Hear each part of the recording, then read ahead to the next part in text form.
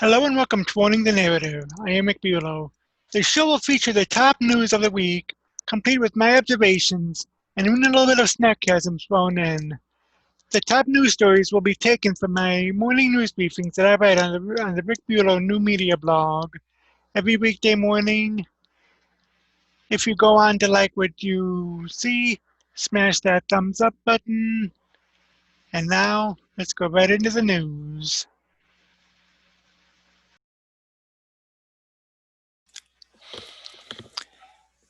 Today is the beginning of the confirmation for Amy Coney Barrett for the Supreme Court, and there are a nomination viewers guide that the AP had put out. Let's go right to that article.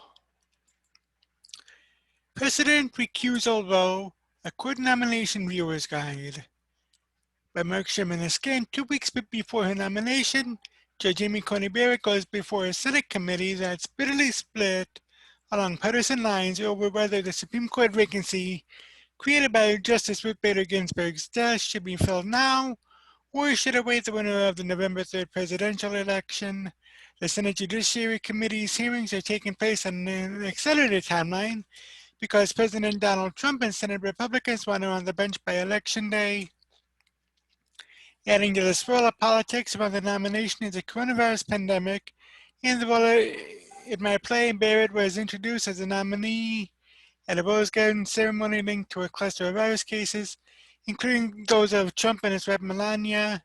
Viewers should expect to see the 48-year-old Barrett portrayed by the Republicans as a principled jurist and a person of faith in the mode of a mentor, conservative Justice Antonin Scalia, and someone who will decide cases based on the law and not her policy preferences.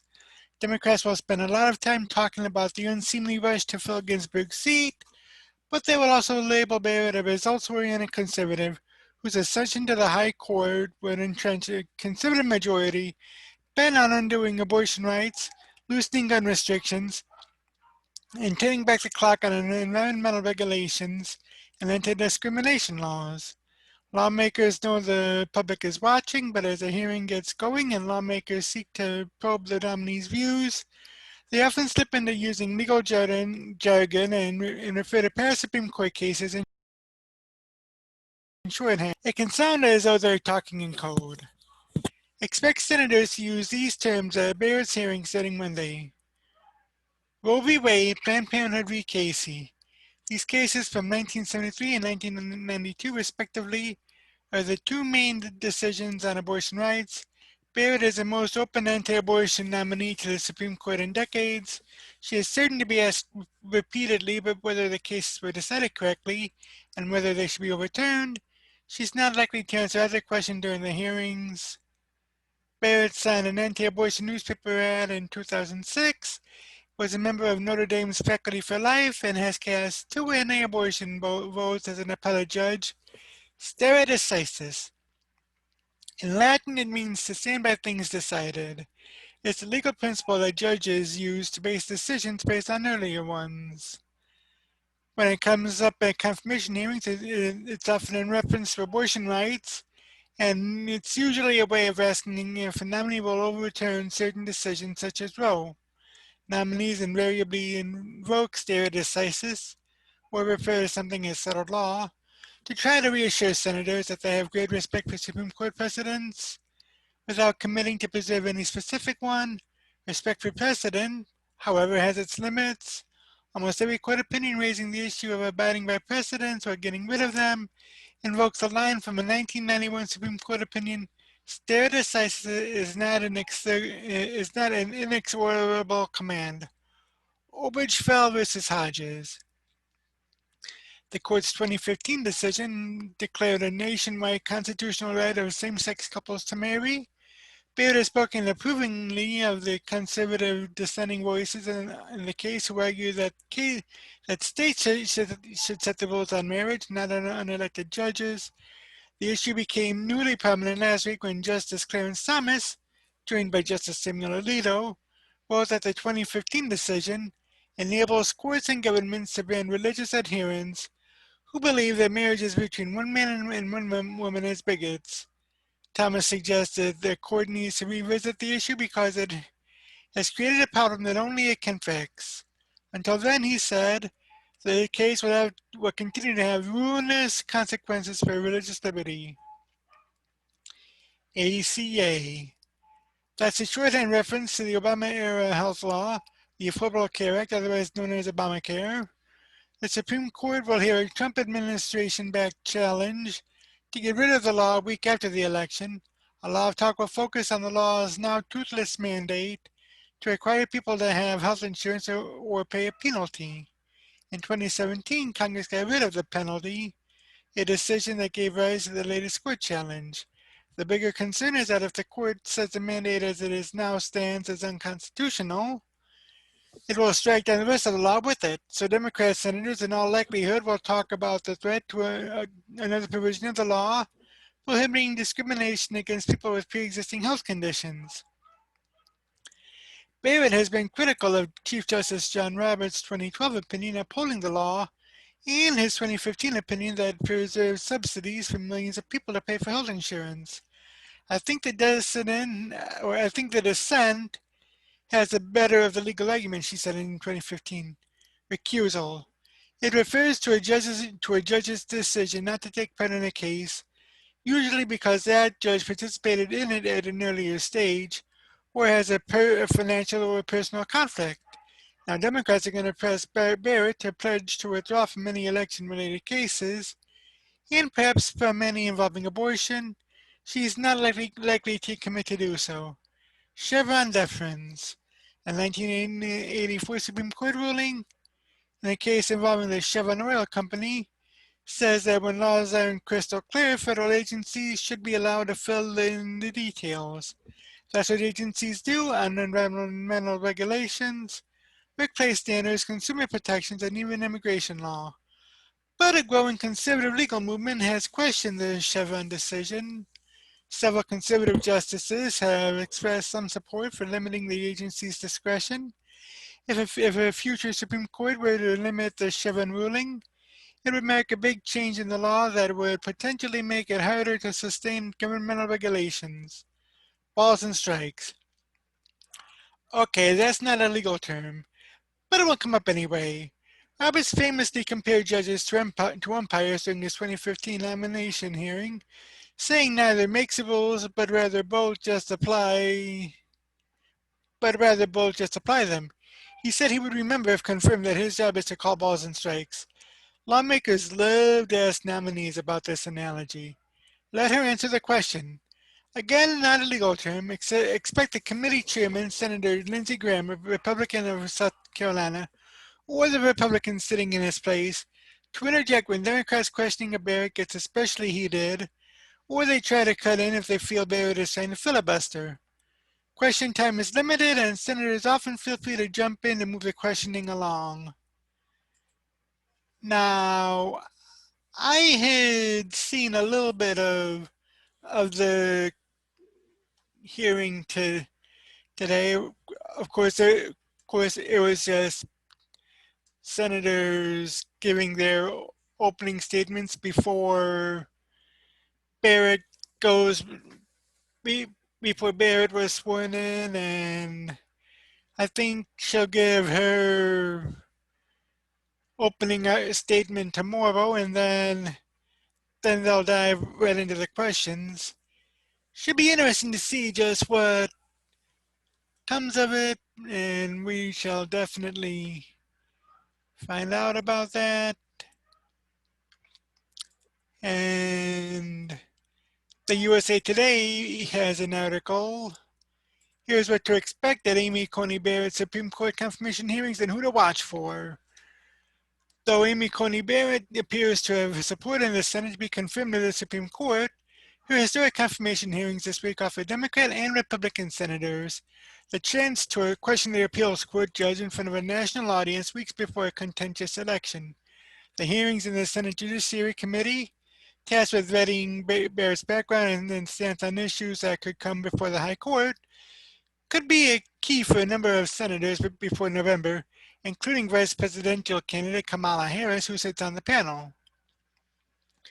The coronavirus will play a role, altering how the hearings operate and threatening to derail Republicans' tight deadline to confirm Barrett before Election Day, which is just 3 weeks away. 3 Republican senators contracted the virus since President Donald Trump tested positive, including 2 members of the Senate Judiciary Committee, which could affect the vote on the panel and in the full Senate. Republicans appear to have locked in a majority to pursue her nomination. Only 2 have voiced opposition to moving forward before the election, but if senators remain ill or more contract the disease, making them unable to travel to Washington and vote on the Senate floor, her confirmation could be postponed. Democrats pushed to postpone the hearings given the outbreak, which has infected 20 people in Trump's orbit. Democrats tried to pressure Republicans for weeks to halt the nomination process until after the election to let voters have a say in the process. Their hope is Democrat Joe Biden defeats Trump and Democrats regain a seat in the Senate or regain a majority in the Senate. GOP leaders have their eyes set on quickly confirming Barrett, who could give the High Court a conservative bent for decades, and Democrats conceded there's little they can do to stop them. Here's what to expect during the hearings and what to watch for as they begin. What Barrett's confirmation could mean, and there are links to 6 conservative justices, 10 ways that the Supreme Court could change. Each day, the 4 days of hearings planned in the Senate Judiciary Committee are consistent with past proceedings for Supreme Court picks, even though Republicans are pushing through Barrett's full nomination at a quicker pace than other High Court nominees. 4 hearings are scheduled, though the panel could add meetings, especially if a hiccup is discovered in Barrett's past that requires further vetting. Additional hearings were scheduled for Trump's last Supreme Court pick, Brett Kavanaugh, in 2018, after sexual assault allegations surfaced, which Kavanaugh were denied. Monday, the day will consist of opening remarks from Barrett and all 22 senators on the committee, 12 Republicans and 10 Democrats. Chairman Lindsey Graham, Republican South Carolina, will start, followed by Senator Dianne Feinstein, Democrat California, then Barrett, followed by the other 20 members. Tuesday, this is when the hearings are likely to heat up. Senators will question Barrett on her career and her position on issues that could come before the court, including health care, guns, abortion, and religion. Each senator will have about 20 minutes to confirm or to question Barrett. Wednesday, the panel could offer 2 or 3 rounds of questioning after each senator has 20 minutes.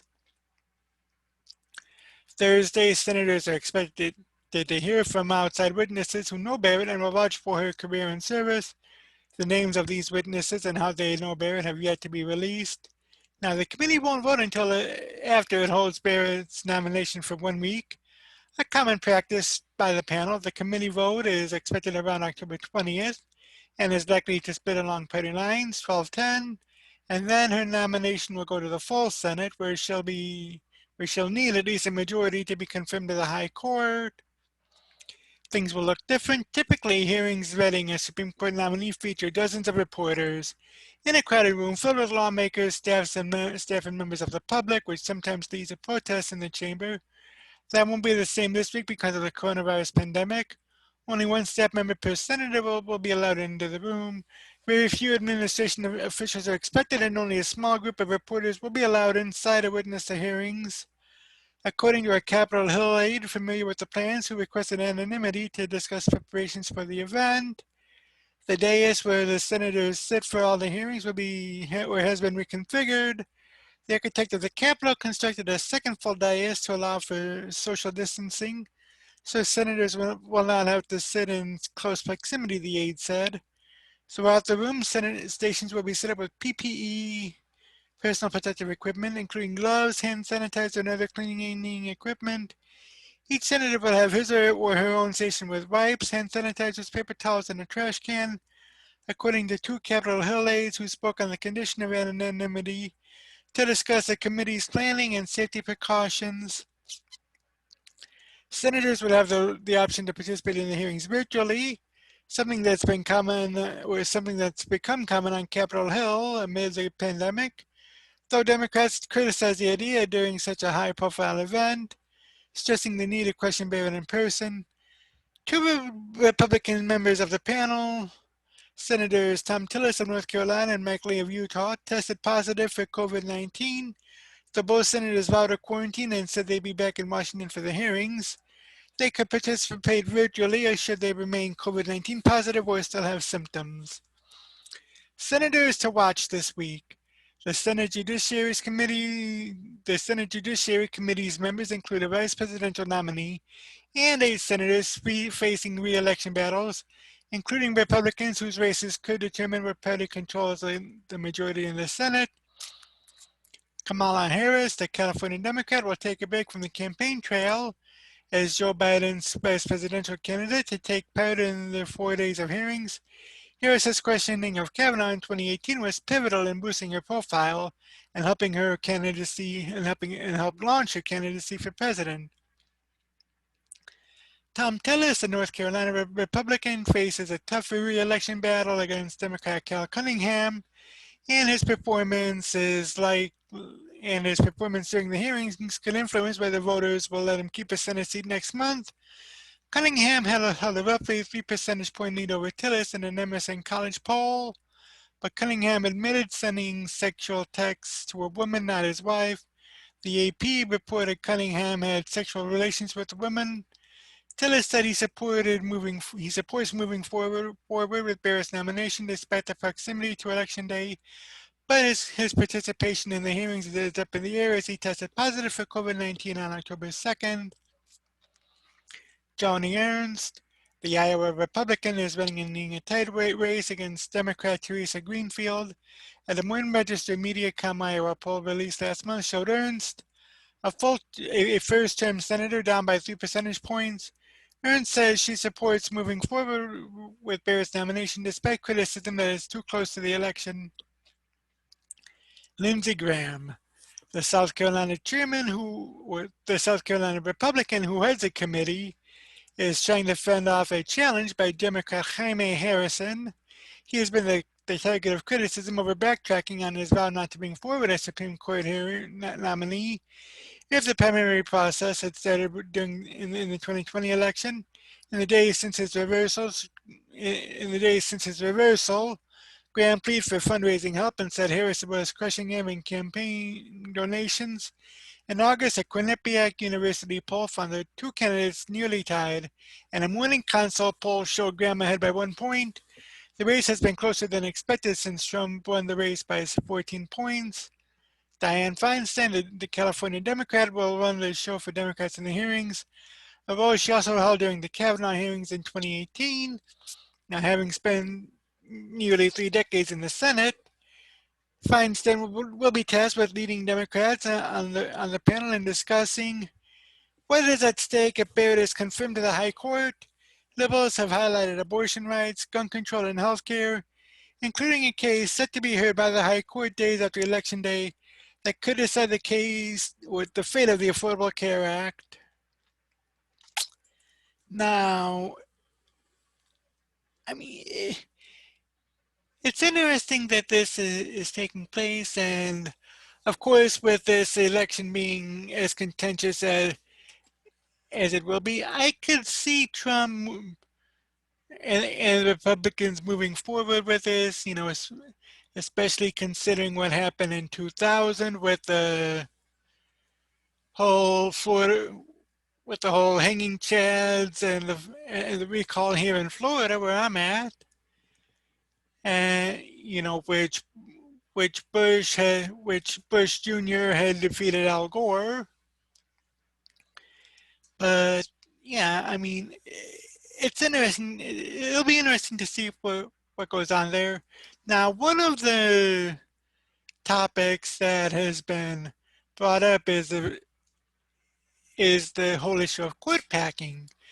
Some people think court packing is packing the court with one party or another, but that's not exactly the case.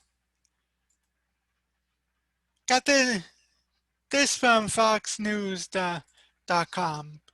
How would court packing work? The fight over the seat of late Justice Ruth Bader Ginsburg has thrown the Supreme Court and its current tenuous conservative majority into focus once again, as Republicans have the chance to solidify the court's rightward lean by replacing Ginsburg with a nominee from President Trump.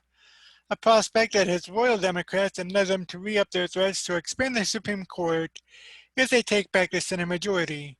Mitch McConnell set the precedent, Senator Ed Markey, Democrat Massachusetts, tweeted last week, referring to the Republicans' 2016 move to block then-President Obama's Supreme Court nominee during a presidential election. No Supreme Court vacancies filled in an election year if he violates it. When Democrats control the Senate in the next Congress, we must abolish the filibuster and expand the Supreme Court. What is court packing? Such a move, known as court packing, would be aimed at tipping the balance of the Supreme Court back in favor of liberals if Democrats manage to take the Senate and the presidency. It has not been tried since President Franklin Delano Roosevelt threatened to expand the bench to 15 justices due to his frustration with the Supreme Court regularly thwarting his New Deal programs on constitutional grounds. After the court stopped nearly uniformly ruling against Roosevelt's programs in the late 1930s, the president eased up on his threats, leaving the 9-justice bench intact. The change in the Supreme Court's approach to Roosevelt's New Deal programs has been called the switch in time that saved 9. How would it work? The Supreme Court and federal judiciary are written into the Constitution, but the legislative branch, through laws it passes that are signed by the president, is given broad authority on how to set up the judicial branch, including the number of seats on the Supreme Court. The judicial power of the United States shall be vested in one Supreme Court and in such inferior courts as the Congress may from time to time ordain and establish. Article 3, Section 1 of the Constitution reads, the Judiciary Act of 1789 established the first Supreme Court with 6 total justices. The number of justices changed several times in the early years of the Republic, including in 1801 as a Federalist majority in Congress and Federalist President John Adams removed a seat on the Supreme Court, so incoming Democratic Republican President Thomas Jefferson couldn't fill a vacancy. Adams also rushed to fill federal courts with Federalist judges in his last days in office, appointing what were termed midnight judges. One such appointment of a Washington, D.C. Justice of the Peace eventually led to the landmark decision case, Marbury versus Madison, which is known for establishing federal judicial law, but fundamentally ruled that new Secretary of State James Madison was required to deliver the Adams-appointed Justice of the Peace his commission, though the court refused to order that Madison do so because the lawsuit was brought under an unconstitutional statute. The number of Supreme Court justices has remained constant at 9 since the Judiciary Act of 1869. If congressional Democrats wanted to change that, all they would have to do is pass another Judiciary Act. What's the chance it would pass Congress?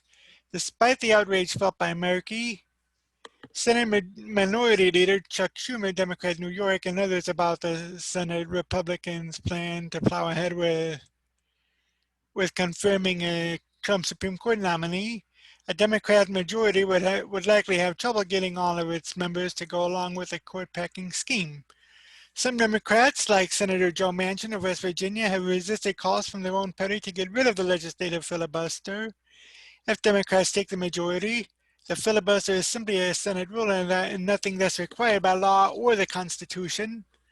Moderate Democrats would likely be even more reluctant to append a law with over 150 years of precedent to change the number of justices on the Supreme Court. Additionally, a new Judiciary Act would be a piece of legislation that a potential President Biden would need to sign. Now, it's unclear that the candidate who currently portrays himself as a unifier would go along with such a drastic plan, nor is it clear that court expansion would be able to pass the House, which is more likely than not to remain in Democrat hands, but also has its fair share of Democrat members in swing seats who might have trepidations about fundamentally altering the long-standing structure of a co-equal branch of government. Nonetheless, Schumer has emphasized that should Democrats seize the Senate and the White House, nothing's off the table for what Democrats could do in retaliation for the Senate moving ahead with a Trump Supreme Court nominee. He said forcefully Monday that Republicans should not be the ones to replace Ginsburg. The stakes of this election, the stakes of this vacancy, concern no less than the future of fundamental rights for the American people. If you care about these things and the kind of country we live in, This election and this vacancy mean everything, Schumer said. By every modicum of decency and honor, Leader McConnell and the Republican majority have no right to fill it. Now, to me, the Supreme Court is the way it is for a reason, and that's what it should be. No more, no less. Because if you have too many, because there's a saying, too many cooks spoil the broth. I feel that too many Supreme Court justices will spoil the country, so, you know.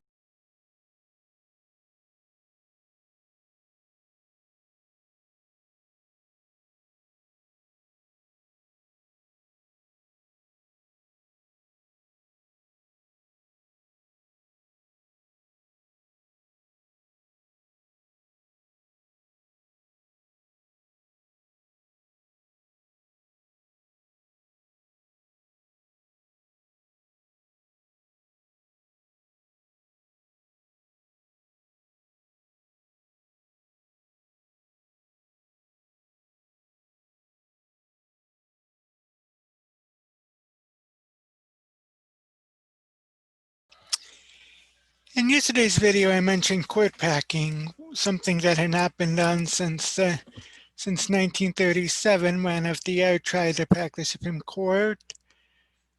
And by way of a review,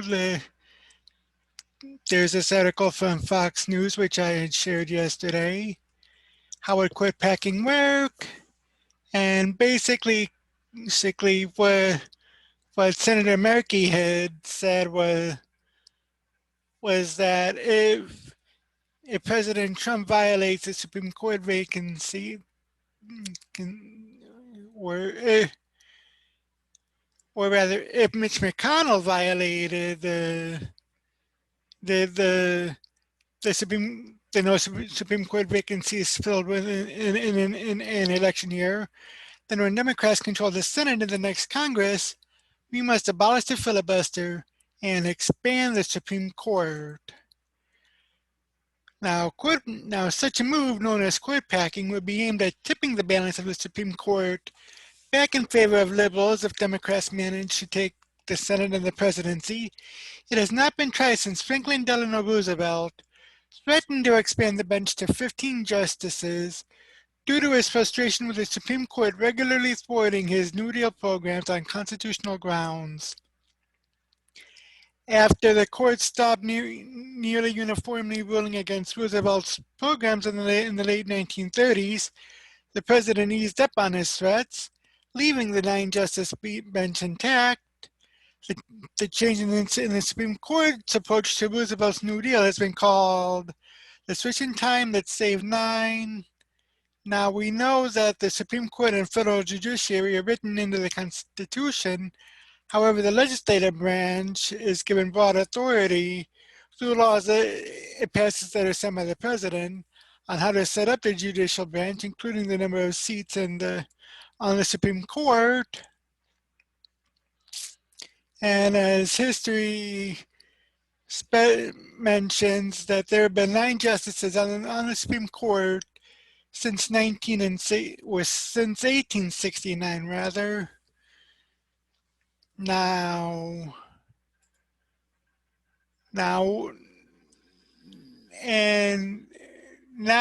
we see Democrats moving to redefine what court packing actually is.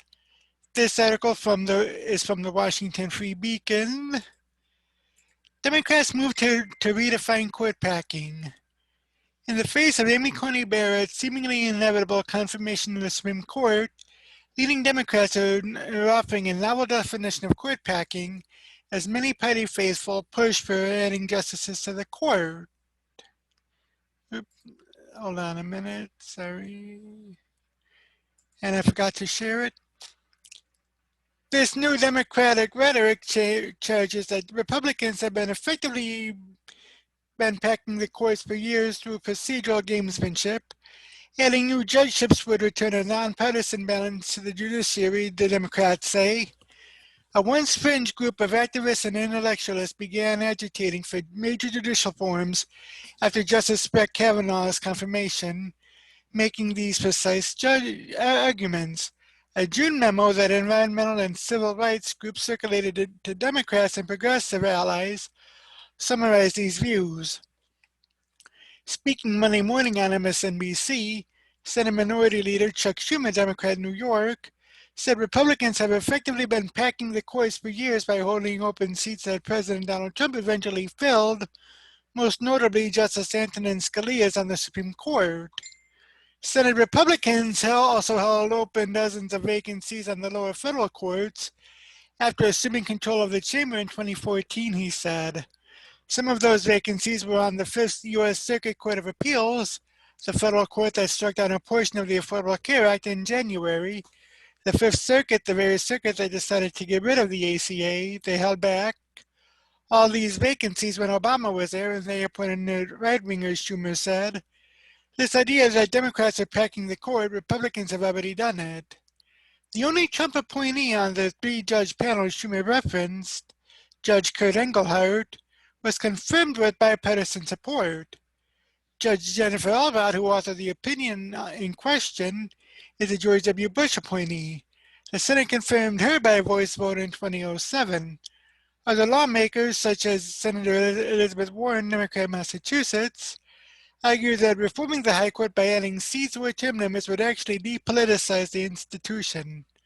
Montana Governor Steve Bullock, Democrat who is running for Senate, leaned on that argument in a Saturday debate with GOP Senator Steve Daines.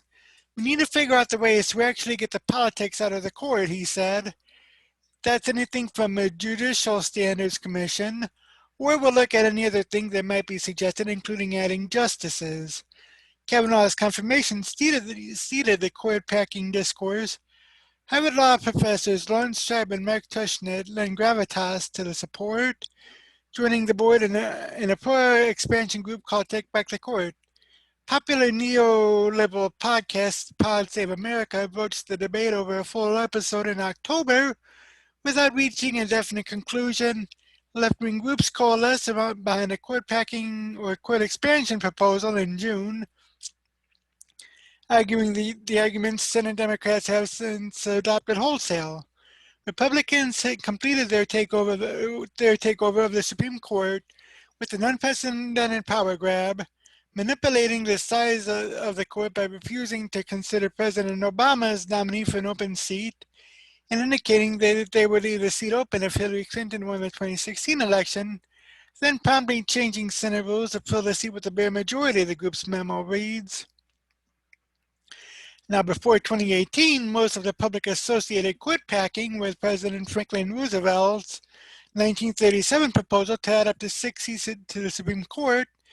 Democrat presidential nominee Joe Biden, who has repeatedly declined to say whether he supports adding seats to the court, made the connection explicit in remarks during a 1983 committee hearing.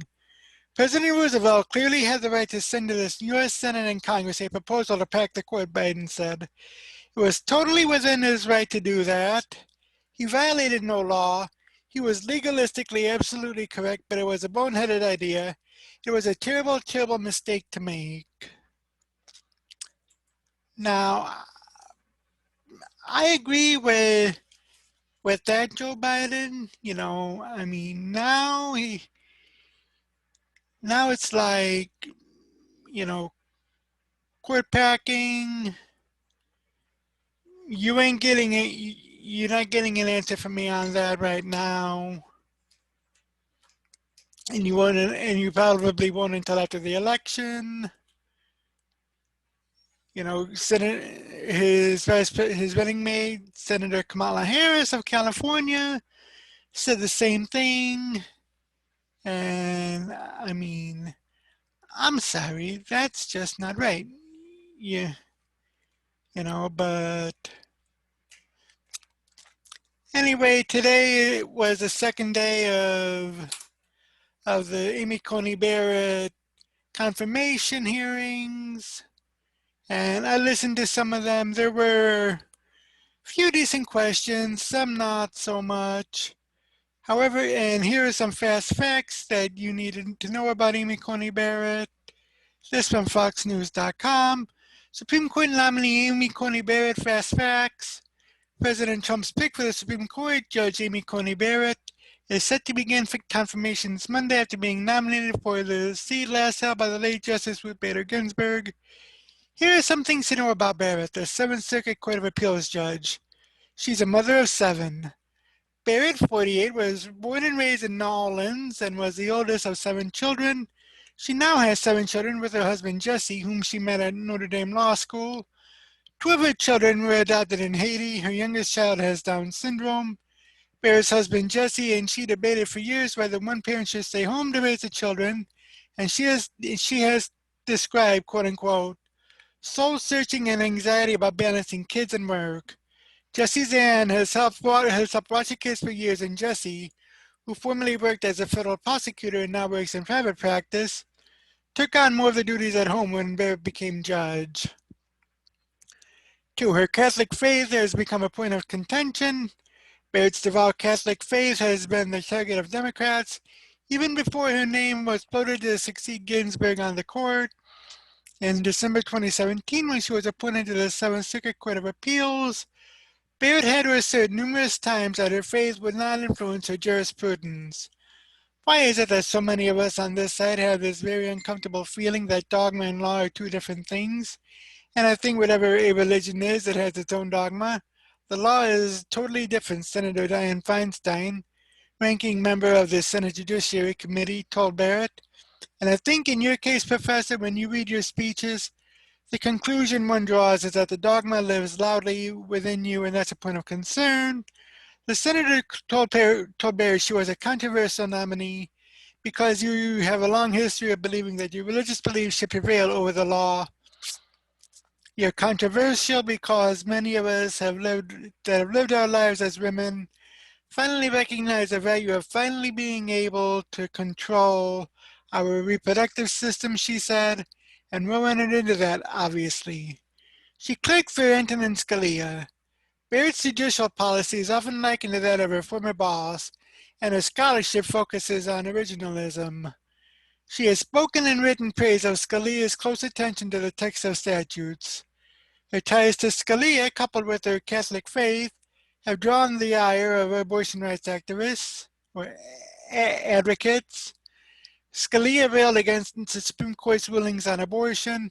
Barrett has asserted she would have no opportunity to overturn previous abortion rulings such as Roe v. Wade.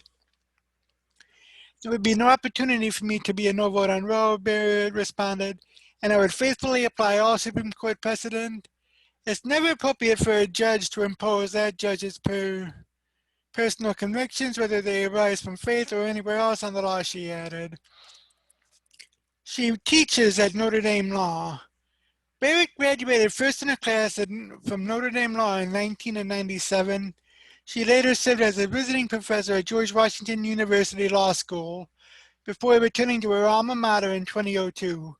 At Notre Dame, she has been named Distinguished Professor of the Year 3 times and has taught constitutional law, civil procedure, evidence, federal courts, constitutional theory seminar, and statutory interpretation seminar. She continues to teach seminars as a sitting judge. Her academic work on constitutional law, originalism, statutory interpretation, and stare decisis, that's what her academic work focuses on. She'd be the youngest justice on the bench. At 48, she'd receive a lifetime appointment as the youngest justice on the bench and the 5th woman. Justices Neil Gorsuch and Brett Kavanaugh are both in their 50s. Sonia Sotomayor, John Roberts, and Elena Kagan are in their 60s. Justices Samuel Alito and Clarence Thomas are in their 70s. And Stephen Breyer is 82. And that from Fox News. So it's going to be interesting. It's going to be dicey, but here we are standing 3 weeks off from the election, and this Supreme Court hearing is just one little cog in what is already a contentious Supreme Court, or or rather in what is an election quagmire, and I'll bring everything here live to you as it happens. Day two of the Amy Coney Barrett hearings was yesterday, and there was a lot of highlights, including one in which she just held up a blank notepad. I'll get to that right now. Let me just, this from the BizPack Review. Seven moments that stood out on second day of Amy Coney Barrett's confirmation hearings. Oops, let me do this right quick. Oops.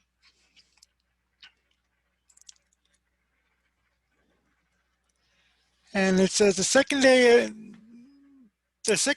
Judge Amy Coney Barrett's Supreme Court confirmation hearings is now in the book, and while the process is far from over, it's been smooth sailing so far for the mother of seven who sits on the 7th U.S. Circuit Court of Appeals. The highlight of the day may have been that even though the Democrat senators on the Senate Judiciary Committee were hostile, they were almost civil considering the low bar they set with Supreme Court Justice Brett Kavanaugh. Count this as number one.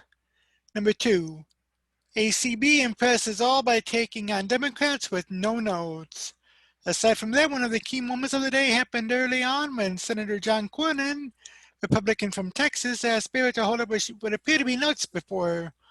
Holding up a blank pad, Cornyn asked if there was anything written on it, and Barrett replied, the letterhead that says United States Senate. And BizPack Review tweeted, ACB takes on hostile Dems with no notes. Social media buzzes over answer on how it feels to be nominated. Now that's quite an now holding up the blank notepad is quite an impressive feat, given that the judge fully understands that she's in a room full of Democrat senators who are not too happy about her replacing the late Ruth Bader Ginsburg. The brilliance stands out even more when considering that the last Supreme Court nominees all used pages and pages of notes. Number three, reaction to George Floyd's death is one of ACB's best moments. Another compelling moment came when Barrett revealed that George Floyd's death was very personal for her family, and they cried over the video of his encounter with Minneapolis police. Senator Dick Durbin, Democrat Illinois, asked Barrett if she had seen the video and what impact it had on her. Senator, as you might imagine, given that I have two black children, that was very, very personal for my family, she answered. Barrett and her husband adopted two children from Haiti. Another BizPack Review tweet, question on reaction to George Floyd's death leads to one of Amy Coney Barrett's best moments. Jesse was with the boys on a camping trip out in South Dakota. So I was there, and my 17-year-old daughter Vivian, who was adopted from Haiti. All of this was erupting. It was very difficult for me. We wept together in my room, Barrett said. My children to this point in their lives have had the benefit of growing up in a cocoon where they have not experienced hatred or violence, she added. And for Vivian to understand that there would be a risk to her brother or to the son she might have one day of that kind of brutality has been an ongoing conversation. Number four, ACB cites Ginsburg rule. Barrett raised quite a few eyebrows among the Democrats when she cited a quote-unquote Ginsburg rule in refusing to engage in hypotheticals. Senator Dianne Feinstein, Democrat California, a banking member on the Judiciary Committee, asked Barrett if she agrees with the late Justice Antonin Scalia's view that the Constitution does not guarantee a right to gay marriage. Judge Amy Coney Barrett. Justice Ginsburg used this to describe how a nominee should comport herself at a hearing. No hints, no previews, no forecasts. Everybody calls it the Ginsburg rule. And there's a full video on it from the C-SPAN Twitter. I'm not going to express a view on whether I agree or disagree with Justice Scalia on the same reasons I've been giving, Barrett said. Justice Ginsburg, with her characteristic pithiness, uses to describe how a nominee should comport herself at a hearing. No hints, no previews, no forecasts. That has been the practice of nominees before her, but everybody calls it the Ginsburg rule because she stated it so concisely, and it's been the practice of every nominee since. At the age of 87, Feinstein has clearly lost her fastball, but Barrett made it practice all day long not to take bait from Democrats. Coney Barrett frustrates Feinstein as she refuses to take the bait. I don't think we want judges to be legal pundits. From BizPac Review. Twitter account. ACB declares Roe v. Wade not a super precedent. An exchange with Amy Klobuchar, Democrat, Minnesota, also raised eyebrows as the judge stated that Roe v. Wade was not a super precedent, which is a case is so well settled that overruling it is out of the question. But Barrett cited cases like Brown v. Board of Education, which banned segregation in schools. I'm answering a lot of questions about Roe, which I think indicates that Roe doesn't fall into that category, the nominee said. Number 6, ACB's moving response to being nominated. Social media was moved by Barrett's response when Senator Lindsey Graham, Republican South Carolina, chairman of the Judiciary Committee, asked her how it feels to be nominated for the Supreme Court of the United States. Well, Senator, I've tried to be on a media blackout for the sake of my mental health, she replied. But, you can't keep yourself walled off from everything, and I'm aware that a lot of the caricatures are floating around. Barrett acknowledged that it was a quote-unquote excruciating process that takes a toll on her family. I don't think it's any secret to any of you or to the American people that this has been a really difficult, some might say excruciating process, and Jesse and I had a very brief amount of time to make a decision with momentous consequences to our family, she said, referencing her husband. We knew that our lives would be combed over for any negative detail. We knew that our faith would be caricatured. We knew that our family would be attacked, Barrett added. Number 7, bizarre moment of the day belongs to Senator Mazie Hirono. Not surprisingly, the bizarre moment of the day came when Senator Mazie Hirono, Democrat Hawaii, asked Barrett if she was a sexual predator.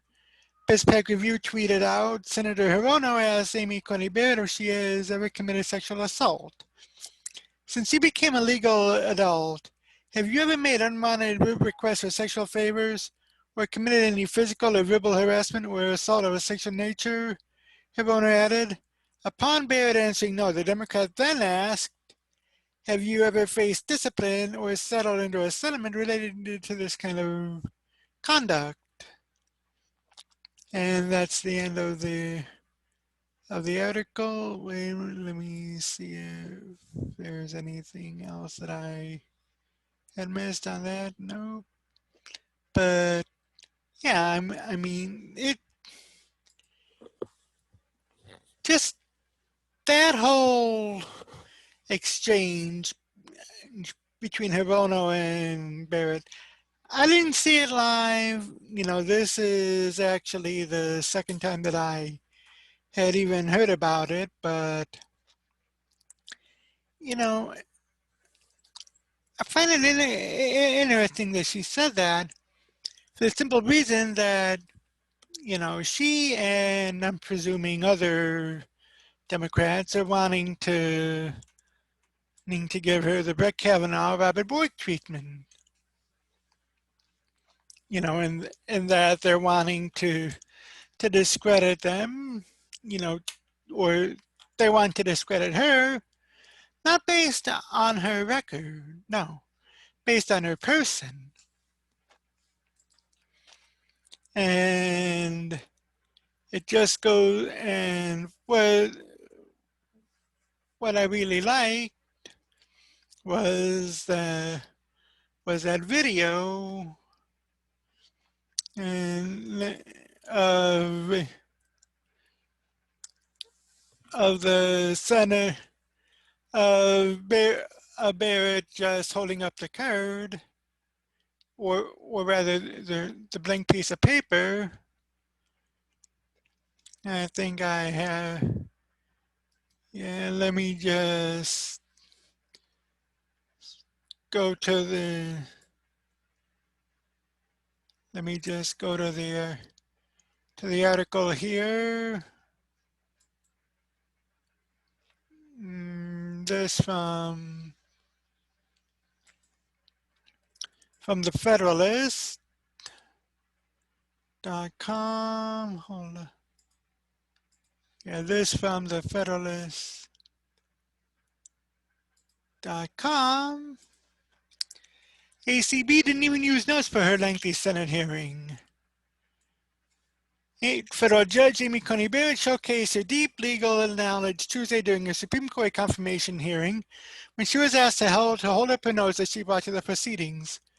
Most of us have multiple notebooks and notes and books and things like that in front of us, Texas Senator John Cornyn said. Can you hold up what you've been referring to in answering our questions? Barrett simply raised up a blank sheet before the senators.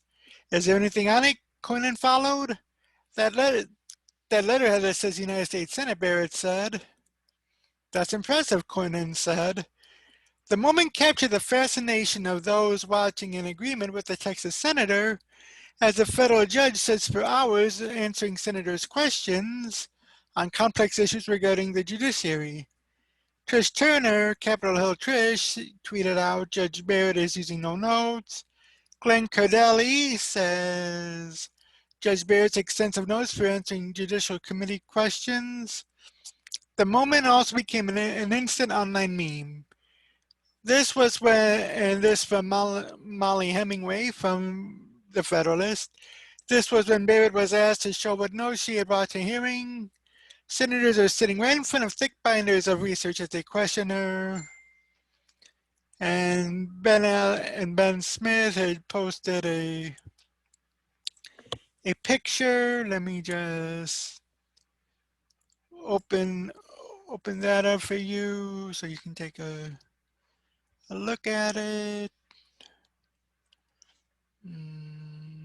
Crap, it says it doesn't exist. Oh well. The 48-year-old judge and former law professor at Notre Dame was nominated to fill the vacant seat left by Justice Ruth Bader Ginsburg, who passed away last month due to complications from pancreatic cancer. Ginsburg was 87. And fortunately, I do have that video of, well, no, that's the wrong video, but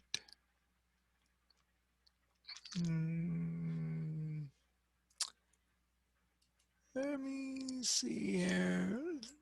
Yes, this is semi-live. Here we are. Here we go. Just take a brief listen to this.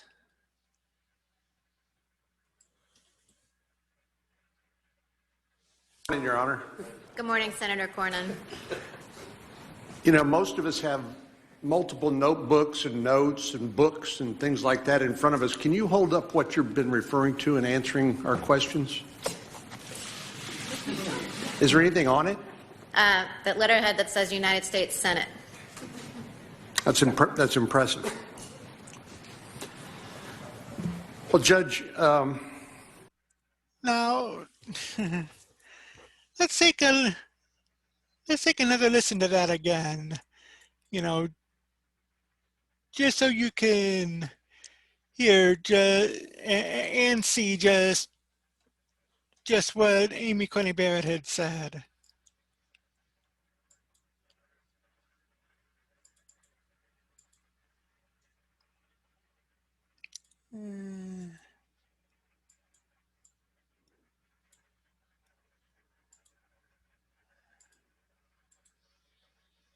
Okay, might have to reload it.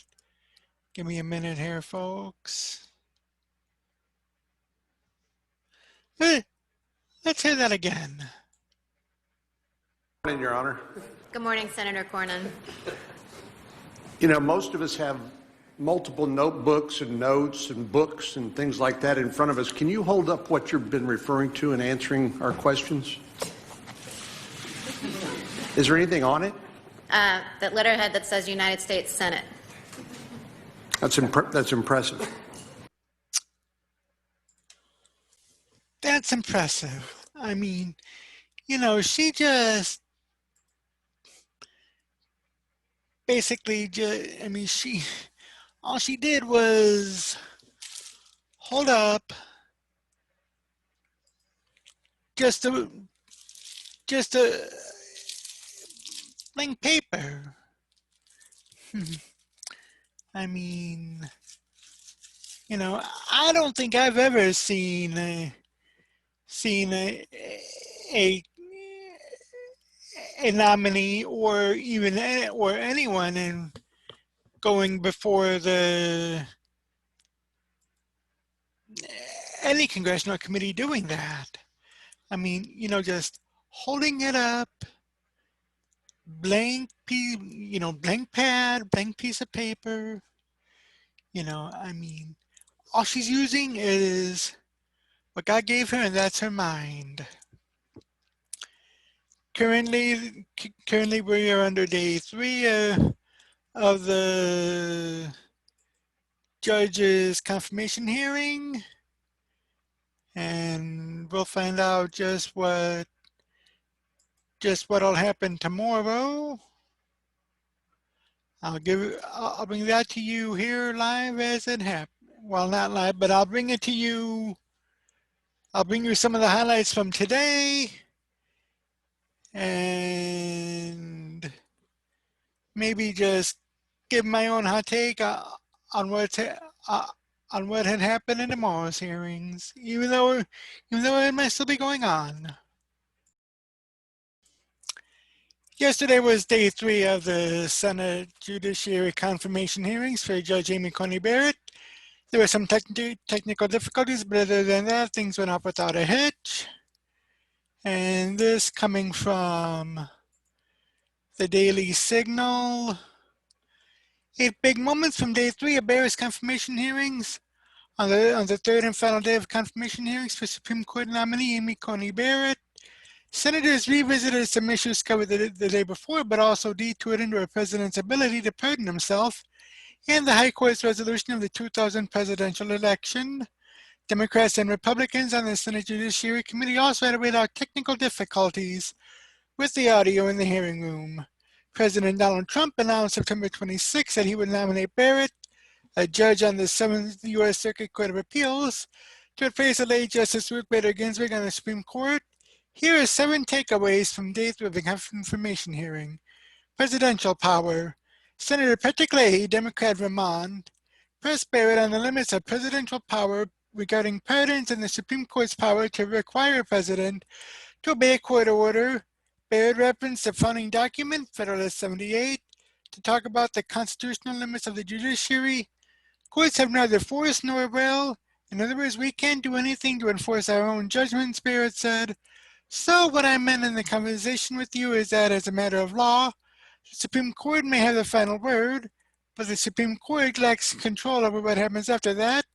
The Supreme Court and any federal court has no power, no force, and no will, so it relies on the other branches to react to its judgments accordingly.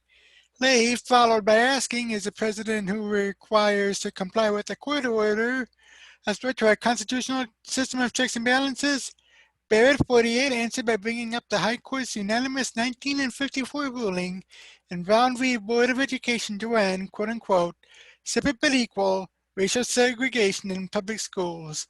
After the High Court decided that case, Arkansas Governor Orville Faubus, a Democrat, used the state's National Guard to protect desegregation of schools in Little Rock in 1957.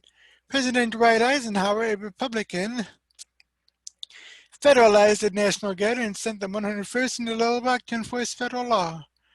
The example of Brown is a perfect one in this instance because the Supreme Court in Brown, of course, held that segregation violated the Constitution's Equal Protection Clause, Barrett said. That was a law, but as you know, there was resistance to that decision. As you know, it wasn't until the National Guard came in and forced Governor Faubus to allow desegregation that would happen because the Supreme Court couldn't do so itself. Leahy pressed her again on whether a president could disobey a high court order. As I said, the Supreme Court can't control whether or not the president obeys, Barrett responded.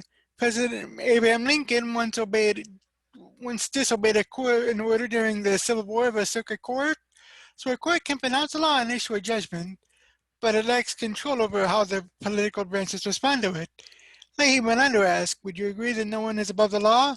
Barrett responded, I agree that no one is above the law. With that, Leahy asked, does the president who have an absolute right to pardon himself for a crime? We heard this question after President Nixon's impeachment.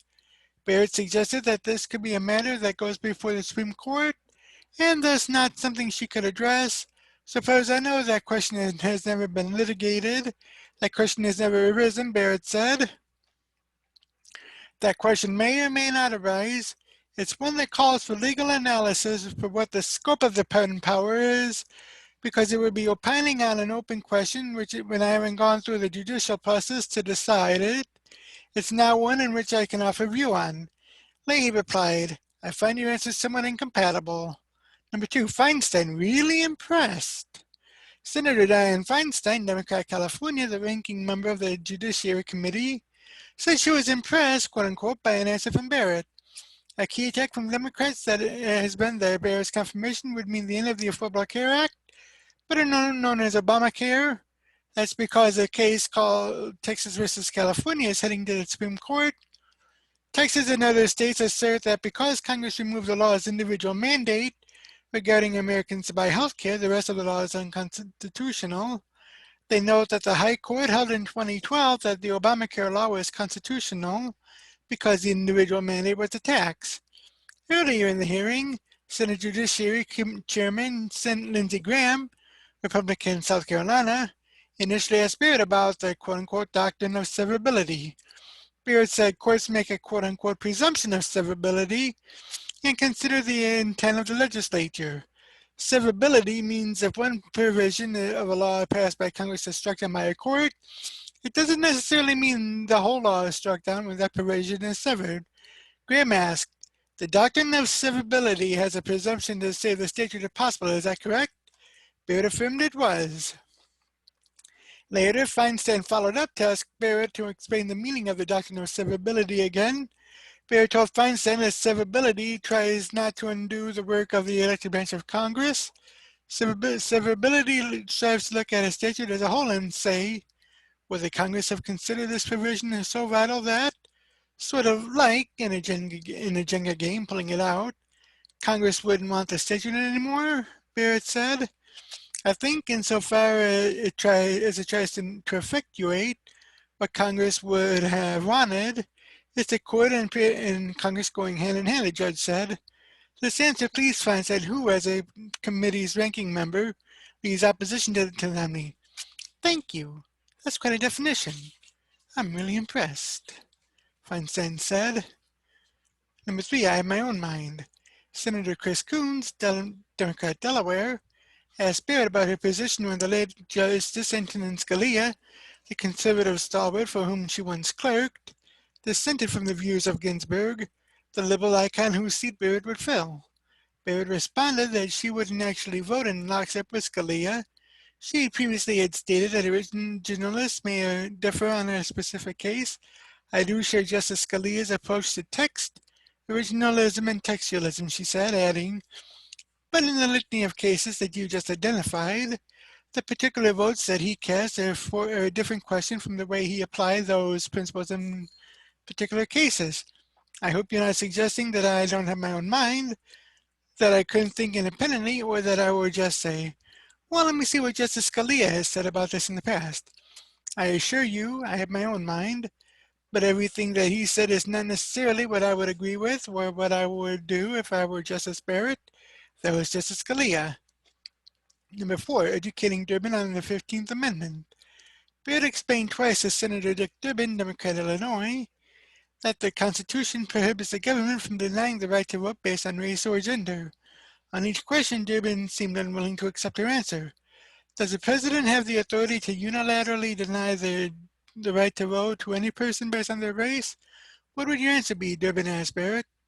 Barrett tried to explain the 14th and 15th Amendments to the Constitution to Durbin, which wouldn't allow such discrimination. She said, frankly, Senator, obviously there are many laws in effect, including the Equal Protection Clause, which prohibits discrimination on the basis of race, including the 15th Amendment, which protects the right to vote against discrimination based on race. So there's a principle in constitutional law called external constraints. Even if one evaluates what authority a branch has to act, there are external constraints from other parts of the Constitution. Here it would be the 14th and 15th Amendments.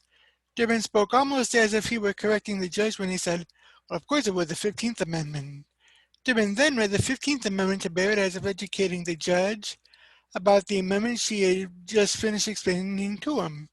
When asked whether a president has the authority to unilaterally deny that right to vote based on a person's race or even gender, and are you saying you can't answer that question, Durbin said? Barrett again explained to Durbin that two amendments to the Constitution would prevent such discrimination.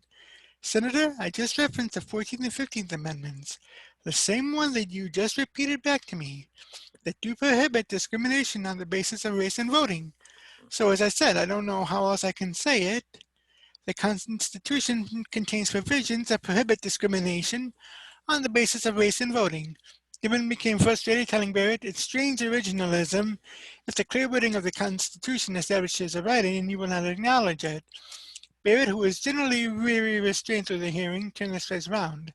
Senator, it strains the canons of conduct which don't permit me to offer off-the-cuff reactions or any opinions outside of the judicial decision-making process, Barrett said.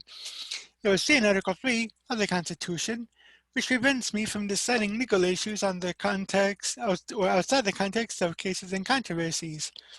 And as Justice Ginsburg said, it would display disregard for the whole judicial process. Punch through a concrete barrier. Graham asked about the historic nature of Barrett's likely confirmation by the Senate. There's one group in America that I think has a hard time of it, and that's conservatives of color and women conservatives. Graham said, adding, this hearing to me is an opportunity to not punch through a glass ceiling, but a reinforced concrete barrier around conservative women. Although Barrett, if confirmed, would be the fifth woman to serve on the High Court, Graham said, she would be the first conservative, pro-life Christian woman to serve there. This is history being made, folks, he said. This is the first time in American history that we've nominated a woman who is unashamedly pro-life and embraces her faith without apology, and she's going to the court.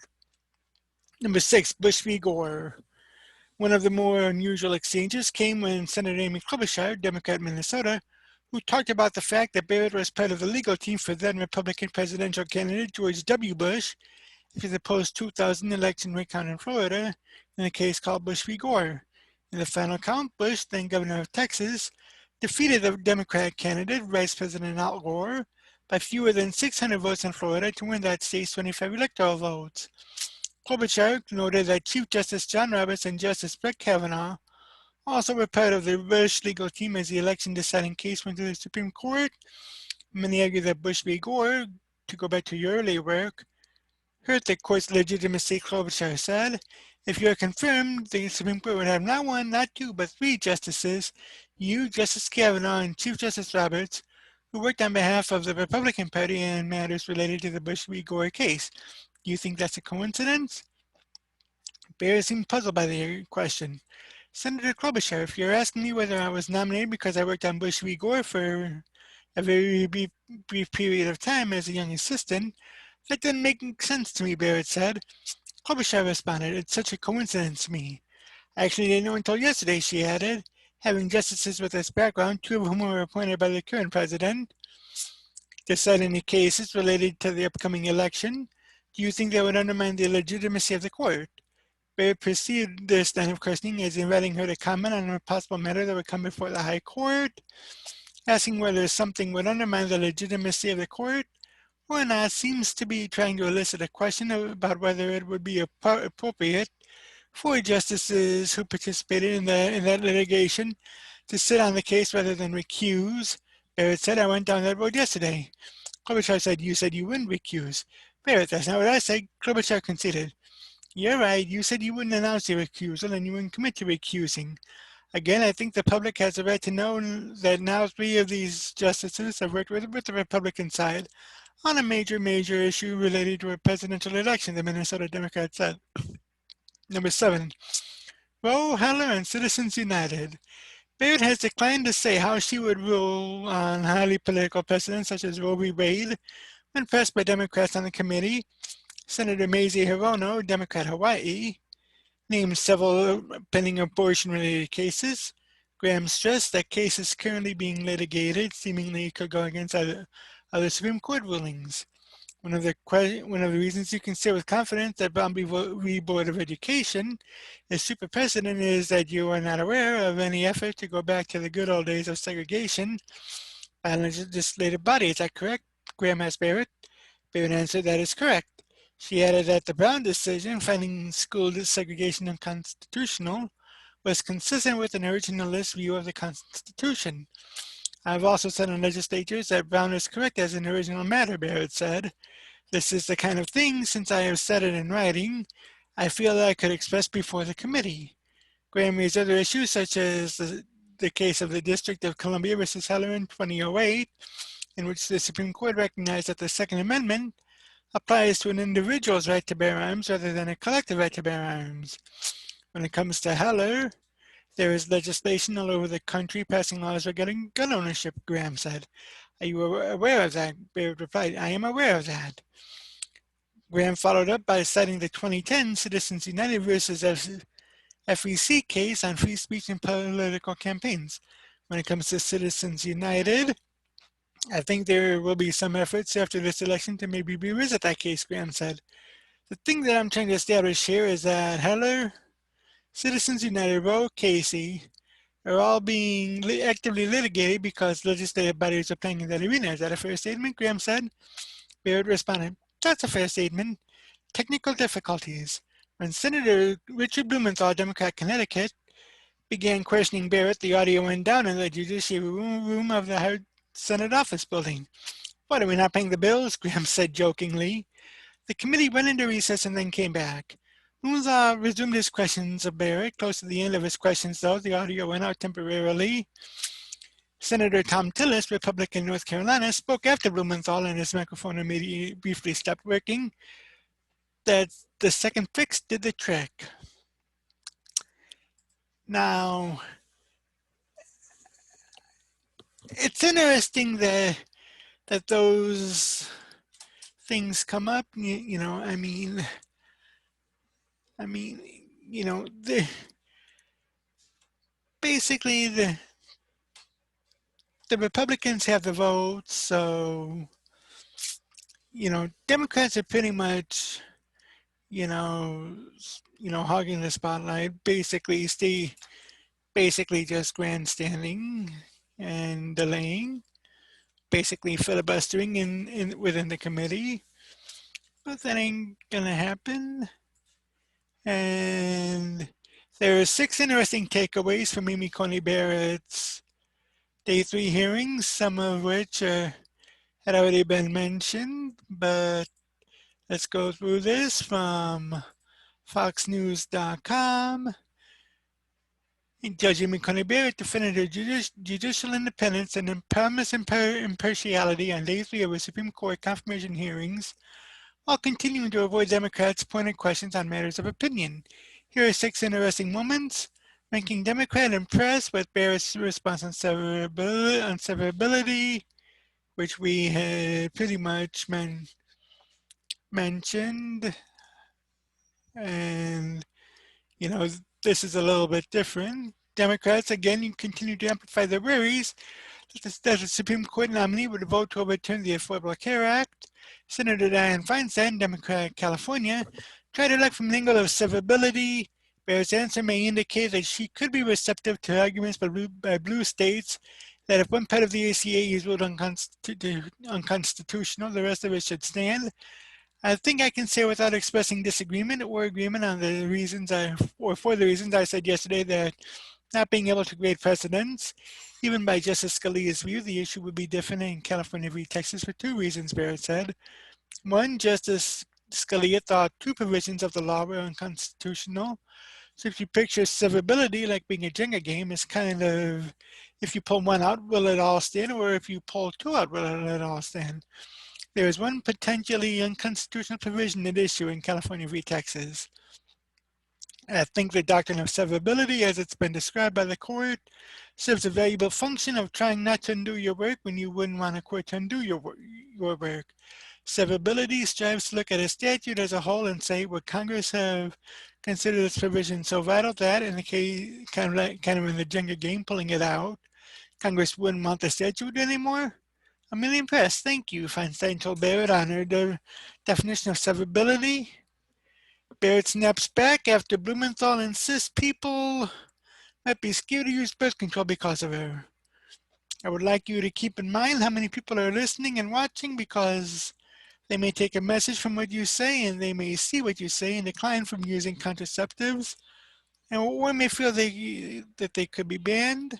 Senator Richard Blumenthal, Democrat Connecticut, told Barrett, I'd be surprised if people thought that birth control would be criminalized, the judge replied. Blumenthal then said people are scared that marriage equality will be cut back and that their relationships will be criminalized. To suggest that's the kind of America I want to create isn't based on any facts in my record, Barrett said. Barrett later declined to tell Senator Chris Coons, Democrat Delaware, whether the 1965 case, Griswold versus Connecticut, which protects the right of married couples to purchase contraception, was correctly decided. But she did say the question was likely to be largely academic, as the precedent was unlikely to be challenged. Number 3, cameras in the court. Iowa Republican Senator Chuck Grassley, who has long pushed for more visibility in the high court proceedings, asked Barrett about her thoughts on live streaming court proceedings. Barrett told Grassley she'd keep an open mind about getting cameras in the court, by far the most elusive branch of government. Senator Ben Sasse, the Republican Nebraska, disagreed with Grassley, saying filming court proceedings will lead to quote-unquote Michael Avenatti nonsense and quote-unquote theatrics. Barrett reminds Republicans, Barrett reminds Democrats, I have my own mind. Barrett again had to assert her own judicial independence, separating herself from even late Justice Antonin Scalia, for whom she clerked, since Barrett admittedly prescribes to the same originalist judicial philosophy that Scalia championed. Democrats claim that Scalia's past votes against Obamacare, gay marriage, and the Voting Rights Act would be hers too. I assure you I have my own mind, she said. But under questioning from Coons, Barrett told the senator it's unfair to expect that she would decide a case just as her mentor had done. I hope you're not suggesting that I don't have my own mind, Barrett said, or that I would think independently, or that I would just decide like, let me see what Justice Scalia had said about this in the past. Nevertheless, Coons said he planned to vote against her. My core concern here, Your Honor, is that your confirmation may launch a new chapter of conservative judicial activism, unlike anything we've seen in decades, Coons said, and so with all due respect, I will be voting against your confirmation. Number 5, Harris asks Barrett if she believes coronavirus is infectious and smoking causes cancer. Do you accept that COVID-19 is infectious? Senator Kamala Harris, Democrat, California, asked. Yes, Barrett replied, it's an obvious fact, yes. Do you accept that smoking causes cancer? The Californian Democrat continued. I'm not sure where exactly you're going with this, but Senator Harris, yes, every pack of cigarettes warns that smoking causes cancer, the judge said. Do you believe that climate change is happening and is threatening the air we breathe and the water we drink? Harris asked. Barrett responded, Senator, again, I was wondering where you were going with that.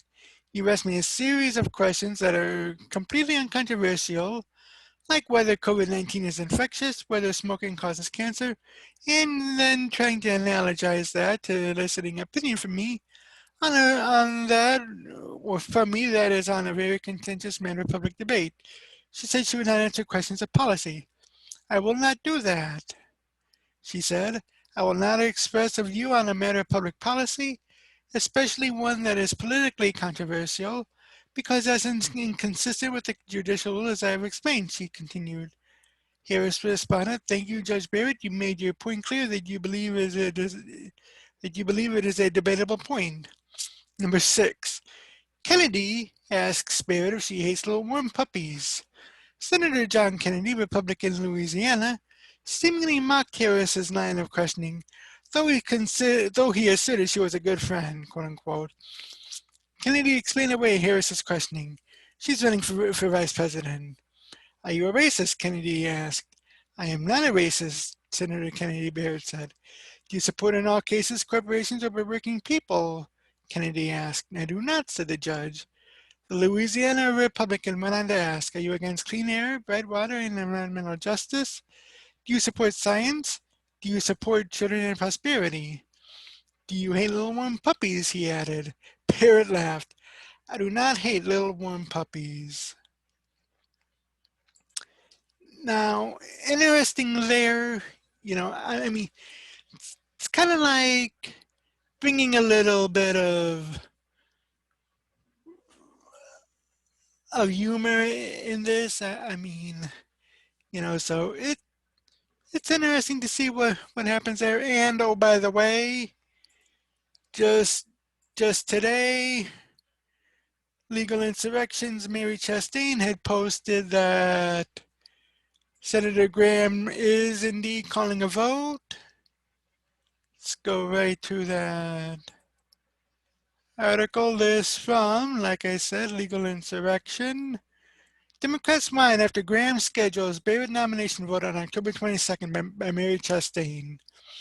The fourth and final day of Judge Amy Coney Barrett's hearing began with fights between Democrats and Republicans because Chairman Lindsey Graham scheduled the committee vote for October 22nd. I just heard Amy Klobuchar yell at the Republicans for plopping Barrett's nomination on them in the middle of an election. My dear, Justice Ruth Bader Ginsburg passed away. This is what happens when there is a SCOTUS vacancy. Be mad at RBG. Graham set the committee vote for October 22nd. Here's a tweet from Cheddar. Watch Senator Lindsey Graham moves to schedule a committee vote on Judge Amy Coney Barrett's Supreme Court nomination on October 22nd. Senator Dick Durbin objects on grounds that a quorum is not present because he is the only member of the minority party present. From roll call, Senator Richard J. Durbin of Illinois was the only Democrat who showed up at a committee business meeting Thursday morning to consider the nomination, which under the letter of committee rules meant that there were not two members of the minority party to form a quorum to conduct business. Chairman Lindsey Graham responded with a motion to hold the vote at 1 p.m. on October 22nd, which the Republicans backed, and the South Carolina Republicans suggested Democrats would be able to do the same if Republicans tried to stop committee work. We've had this problem in the past. We're dealing with it the way we are today, Graham said. If we create this problem for you in the future, you're going to do what I'm going to do, which is move forward with the business of the committee. Democrats proceeded to lose their damn minds. Tweet from CBS News. Senator Dick Durbin says confirmation process has become almost useless, quote unquote, and that Barrett refused answers about rights spelled out in the Constitution. I'm afraid to ask her about the presence of gravity on Earth. She made a claim answer because it may come up in a case. Another tweet from CBS News. It justifies logic. Senator Dick Durbin says Amy Coney Barrett hides behind originalism. She's not the only one. Many do, but won't even go to the original words of the Constitution when it comes to the transition of power. Another one from CBS News. Amy Klobuchar. I don't come out of this with cause of defeat. You know why? Because it's motivating more people to vote. You chose to do it in the middle of an election, so let's all go out there and vote. This is what happens because this should not be Donald Trump's judge. Igor Bobek tweeted out, it's going to create a lot of bad that doesn't need to be created, Feinstein warns. Graham cites Reid's 2013 rule change on lower quarter nominees. That set in motion a lot of things that have taken the Senate in the wrong direction, he says. Another tweet from Igor Bobek. Anybody who has doubts about climate change is weird in your world. I personally reject the idea she wasn't forthcoming. Graham, who was very climate friendly before Trump, tells Durbin. And another tweet, Igor Bobek says, y'all have a good chance of winning the White House. Graham says, thank you for acknowledging that. Klobuchar responds. And that from Legal Insurrection. Now, we are just under 19 days. A lot can happen. I mean, after all, we're seeing it on social media, which I might get to tomorrow or in a future video, but head on a swivel, keep a lookout, and just basically enjoy things. Yesterday was the final day for the Amy Coney Barrett confirmation hearings where there were witnesses that participated, and there are a few takeaways from there. This coming from the Daily Signal. 6 takeaways from final day of Barrett's High Court confirmation hearings. Members of the Senate Judiciary Committee debated when they would vote on the nomination of federal judge Amy Coney Barrett to the Supreme Court and listened to testimony from witnesses on the 4th and final day of hearings to fill the vacancy left by the death of Justice Ruth Bader Ginsburg. President Donald Trump nominated Barrett, a judge on the 7th U.S. Circuit Court of Appeals and former Notre Dame Law School professor, to the High Court on September 26, just 8 days after Ginsburg's passing. Here are 4 takeaways from day 4 of the Barrett hearings. Who's the real Amy Coney Barrett? Here's what some of her former students and clerks have to say. And there's a video to it. I won't play it at this time. Number 1, October 22nd vote. Senate Judiciary Committee Chairman Lindsey Graham, Republican, South Carolina, announced that the panel would vote on Barrett's nomination on October 22nd. If approved as expected, it could go to the full Senate for a final vote on October 26th. Senator Richard Blumenthal, Democrat, Connecticut, made a motion to delay the vote on the Barrett nomination until after the November 3rd elections. The motion predictably failed on a straight 12-10 party line vote after more than an hour of debate. Democrats on the panel seeking to stop the confirmation complained that the nomination and vote were being rushed through. This is being done without precedent to show power and push someone through and really abrogate the value of hearings this committee should treasure and respect, said Senator Dianne Feinstein, Democrat, California, the ranking member of the committee. It breaches everything that we have held dear. Graham said the process is not out of the norm and noted that Republicans have traditionally treated the nominees of Democrat presidents better than Democrats have treated those of Republican presidents. We're going to vote on the judge on October 22nd, Graham said, later adding, there's no way you could ever convince me that Amy Coney Barrett is not qualified. ABA assessment. 2 officials with the American Bar Association also testified before the committee. Randall Knoll, chairman of the ABA Standing Committee on the Federal Judiciary, and the ABA panel's lead evaluator, Pamela Roberts. We gave Judge Barrett a rating of well qualified, as you know, our highest rating.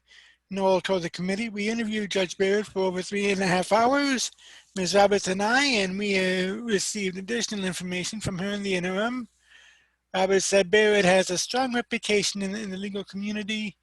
Given the breadth, diversity, and strength of the positive feedback we received from judges and lawyers of all political persuasions and from so many parts of the profession, the standing committee would have been hard-pressed to come to any conclusion other than that Judge Barrett has demonstrated professional competence that is exceptional, Knoll said, and Roberts prepared for the committee.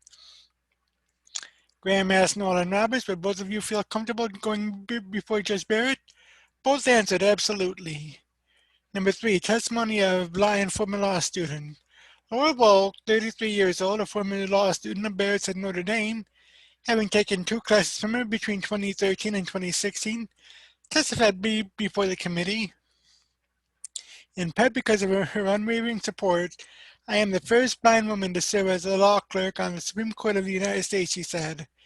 You have heard over the past few days about Judge Barrett's judicial qualities, which are beyond reproach, but you should confirm Amy Barrett. But should you confirm Amy Barrett, the country will receive something far greater than simply an unparalleled legal mind. I will gain the service of the kindest individuals I have ever known, Wilkes said.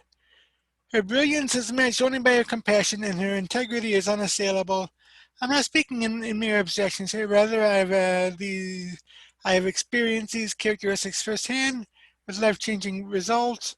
Wolk, who clerked for Justice Clarence Thomas, detailed how Barrett, as a professor, worked to ensure that she had the technology needed to level the playing field with other students for her despite her disability. And Walt goes on to say that when Barrett promised to advocate for her, she commended her trust. And all Walt knows is that the technology arrived promptly, which in turn allowed her to excel and placed her in a position that would eventually allow her to apply for a clerkship on the Supreme Court. Number 4, correcting the record on Lincoln's SCOTUS pick. Amy Klobuchar, Democrat Minnesota, said Thursday that in 1864, President Abraham Lincoln had a vacancy less than a month before the presidential election, but he waited until after the election to nominate a candidate. It was a point initially raised by Senator Kamala Harris, Democrat California, and one fact-checked as inaccurate even by the left-leaning Washington Post. Senator Ted Cruz, the Republican Texas, gave the committee a detailed history lesson. We're told that Honest Abe, the founder of the Republican Party, showed the example for why we should not be proceeding on this. I think it's worth noting that an example misses a lot of the story. Abraham Lincoln in 1864, 27 days before the election, Chief Justice Roger Taney passed away, Cruz said, noting it was Taney who authored the infamous Dred Scott decision. Cruz continued, Senators Klobuchar and Harris both pointed out the fact that Abraham Lincoln did not make a nomination in those 27 days. Now, what both of them omitted was that the Senate wasn't here. The Senate had left, they had gone home. This was not the age of jet travel. This is not the age of commuting every weekend jumping on a United flight. They were gone and the Senate would not return until December.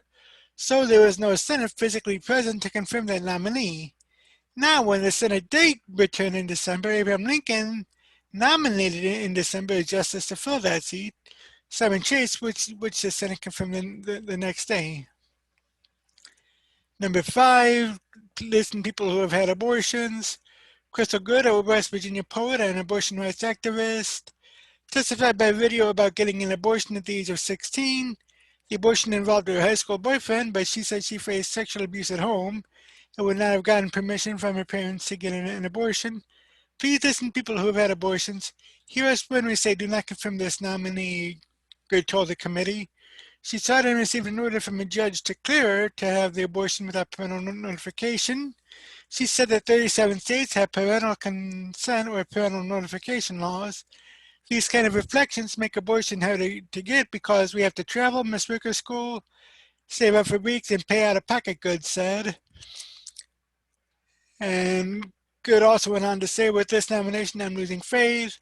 The way I have chosen to create my family is demonized by some politicians. The reality is that we are like most families across the nation. I had an abortion. I have 2 sons and a daughter who is trans. I love all of them. We're a proud Appalachian family. That's African American Appalachian. Number 6, goose is pretty much cooked. Now, in a later moment during the contentious hearings, Senator Cory Booker, Democrat, New Jersey, a vegan, joked that Cruz was also a vegan. Mr. Chairman, let me apologize upfront for this metaphor I'm about to use.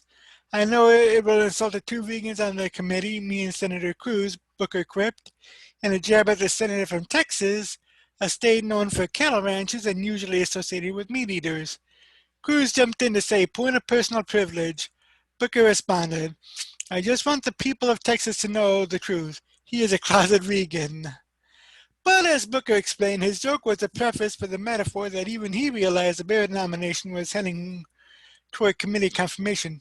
I recognize, Mr. Chairman, that this goose is pretty much cooked, Booker said. Now, one thing that stands out for me is that, I mean, even in a time of deep-rooted contention on a nominee, that that there can be some light moments in there. Case in point with Cory Booker, and I think there was one other that I had read either yesterday or a couple of days ago. But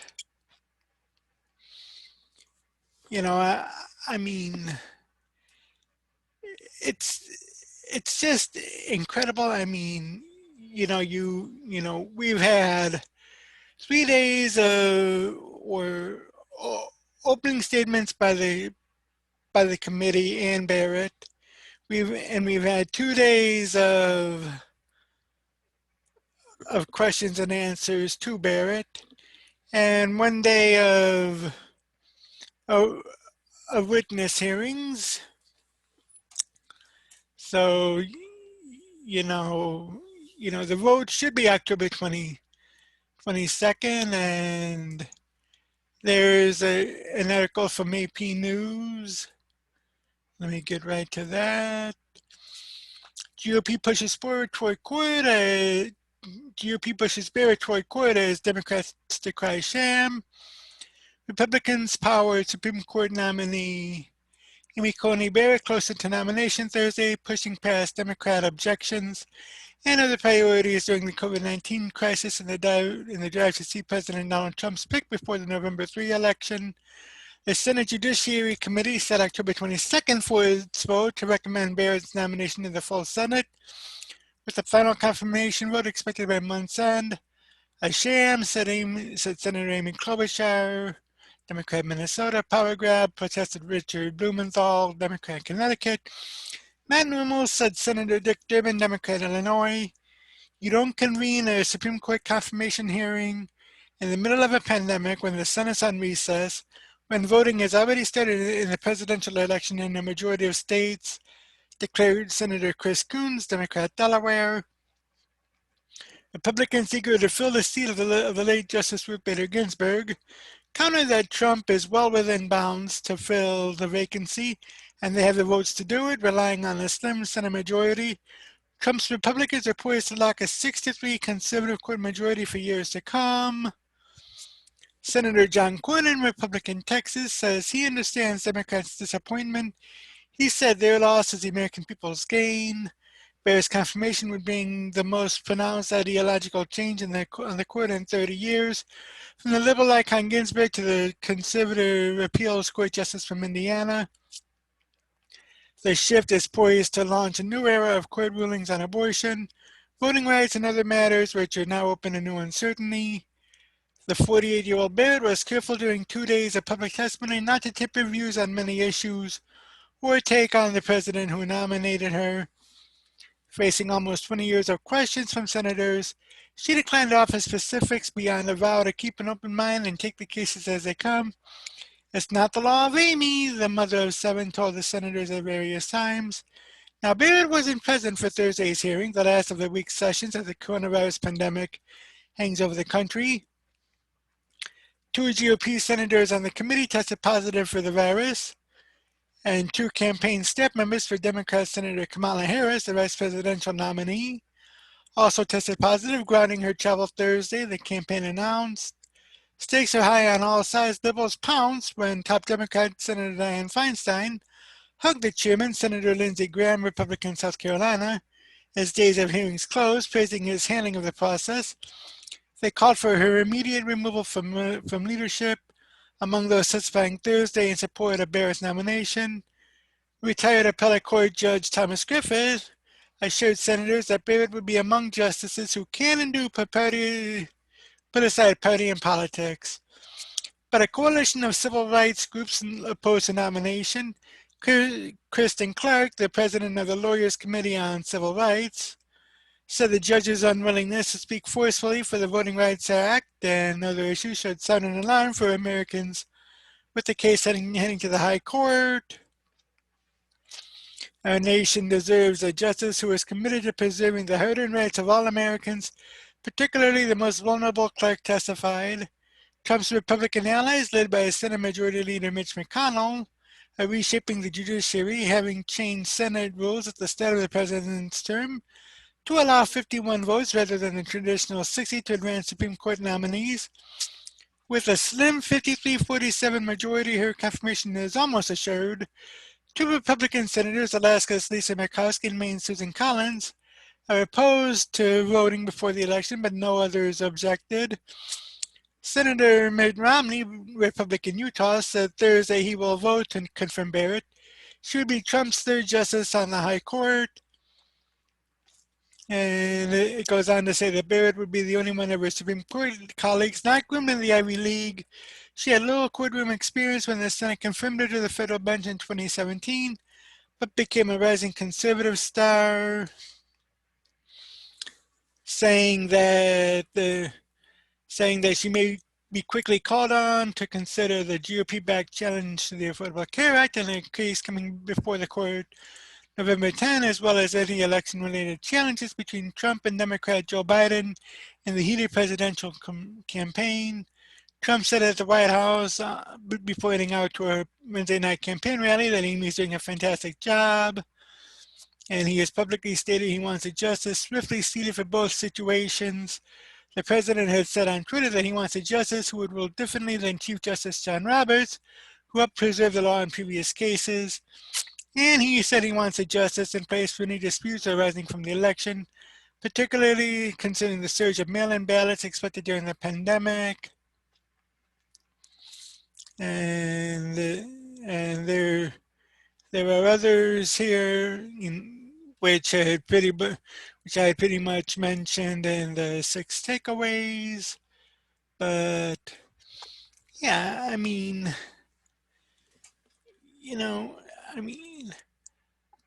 I think that this is good for the simple reason. Okay, I had said this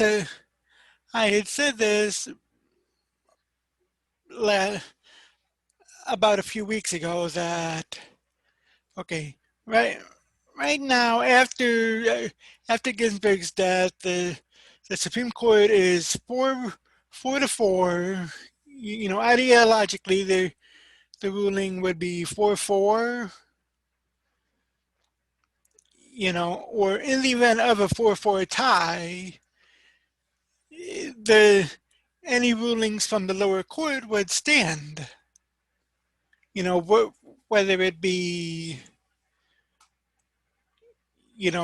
happen in 2000 with the hanging chads,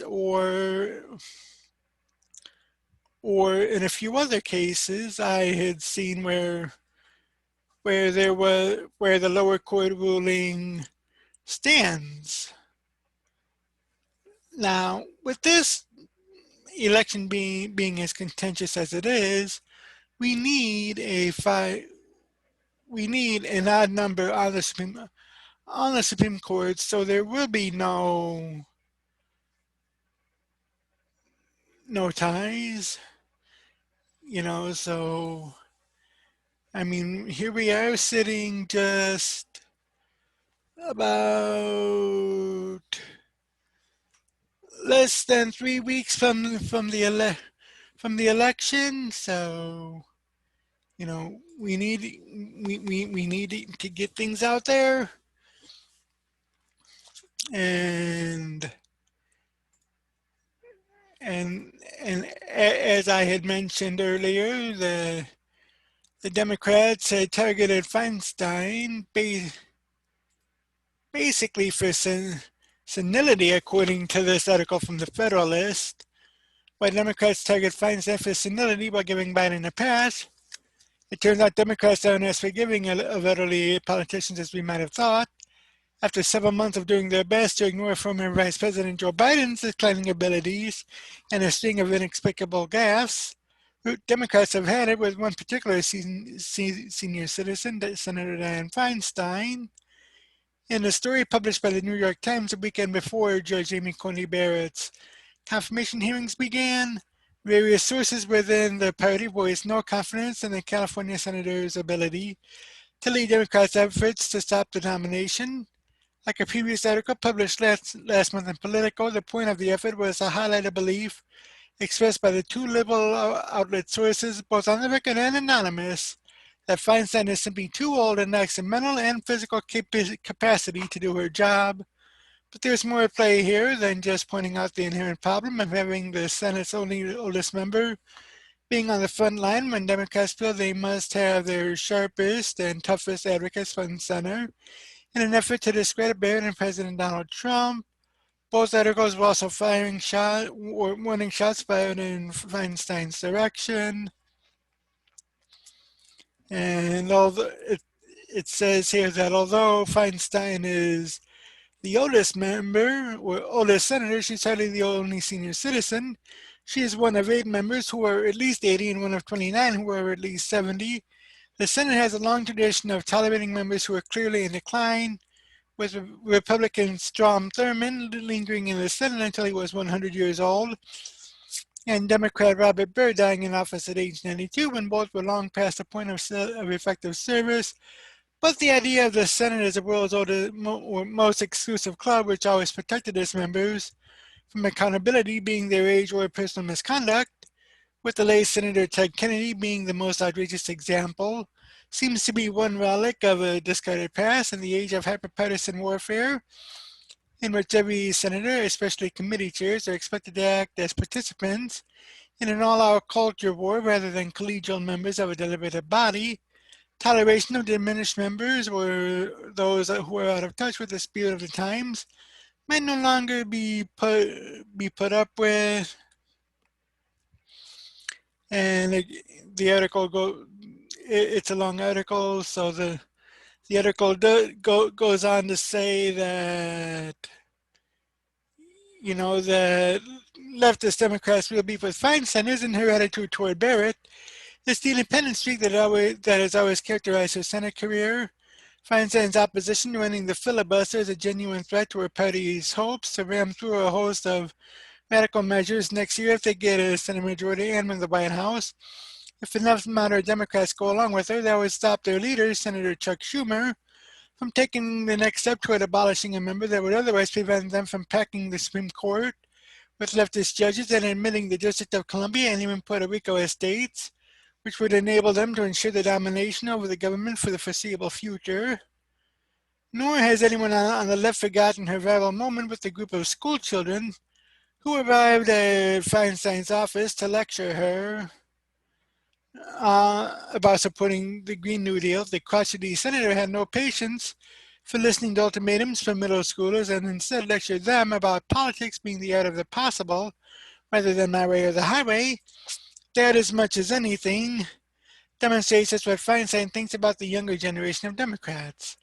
Thus, the whispering campaign against a senator, amplified by articles in leftist publications, isn't so much about her being more impaired than other Democrats, let alone their presidential nominee, but rather their reliability in sticking to whatever the party line at the moment might be.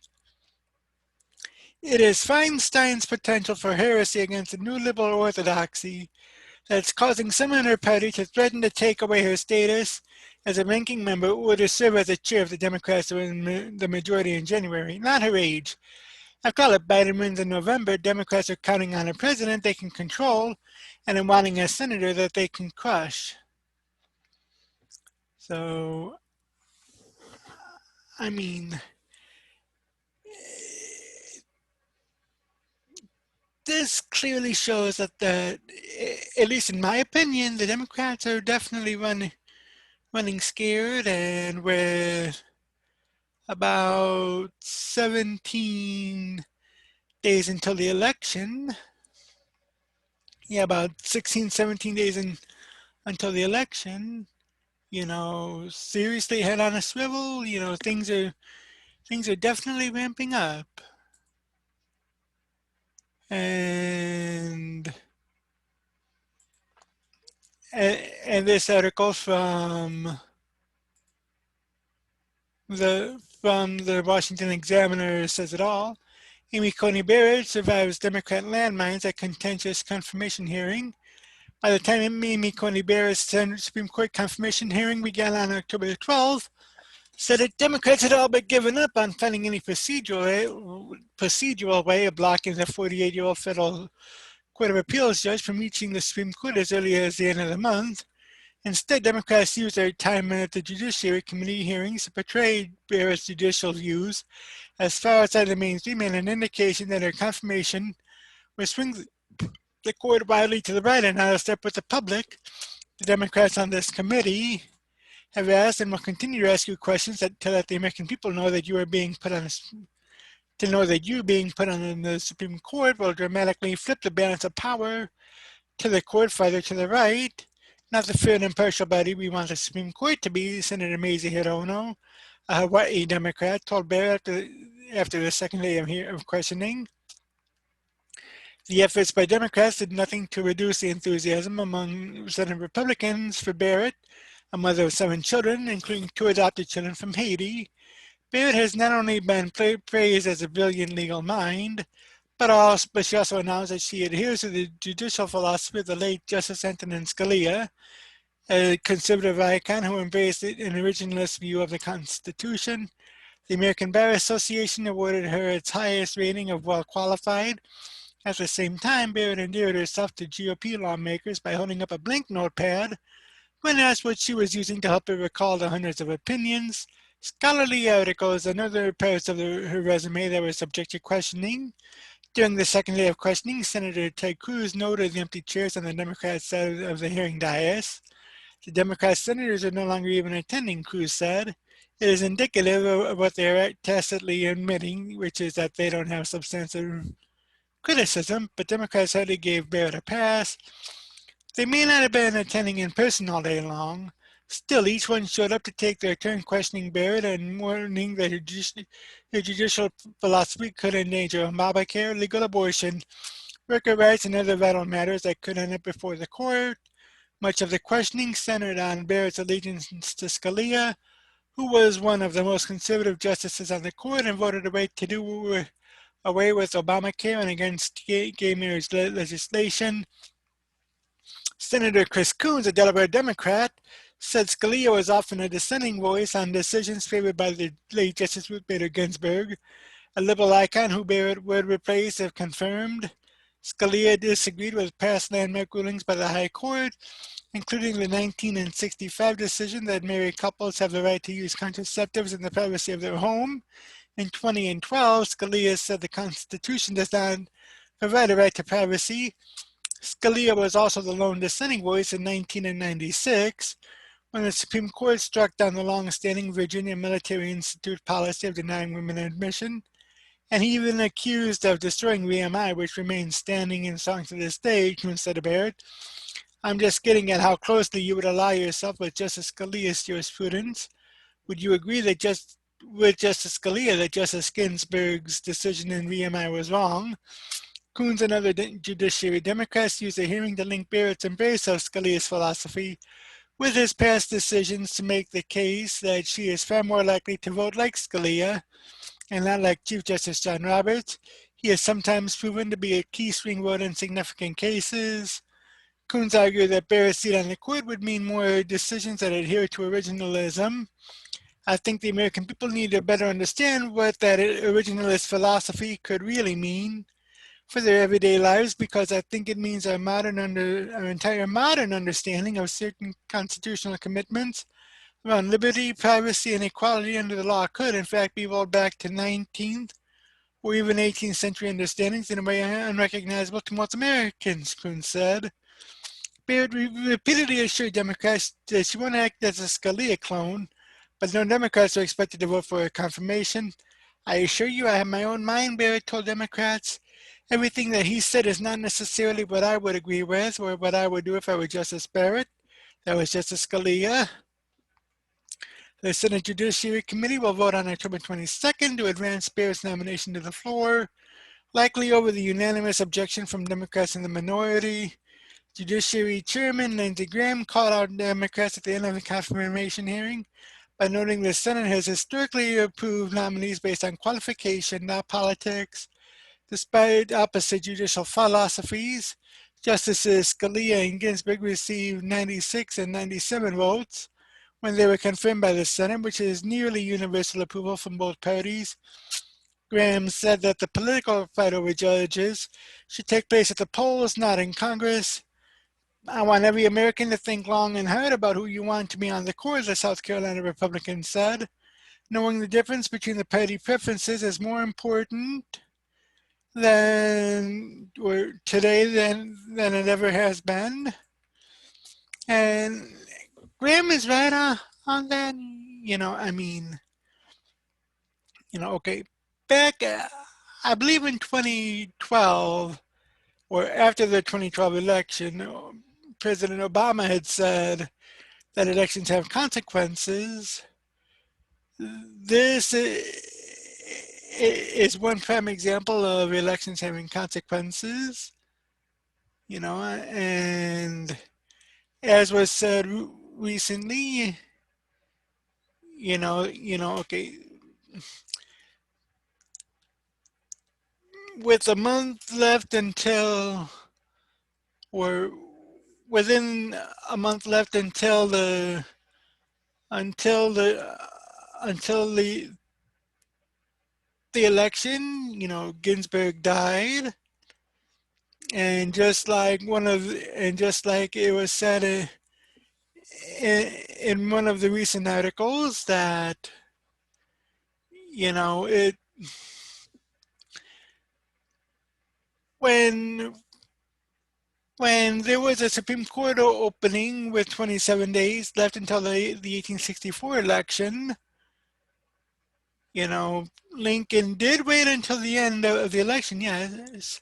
However, it was because, like Senator Cruz said, back in 1864, you know, there were no airplanes. There were, I mean, all there was were trains and horse carriages. So, so there was, so there was no way of getting back within a day or two in order to do all this. I mean, this is the period of jet, of airplanes, fast trains, I might add, and a few other their mechanical miracles that did not take place or that were not in place in 1864. So we do need a full Supreme Court for basically any particular case that appears before. Otherwise, like I said earlier, if it does come down to a 4-4 tie, any lower court ruling stands. So that's